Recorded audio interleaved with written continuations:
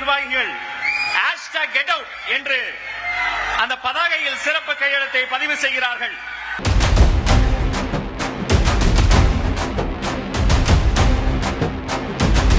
வரவேண்டிய தலைவர் வந்துவிட்டார்.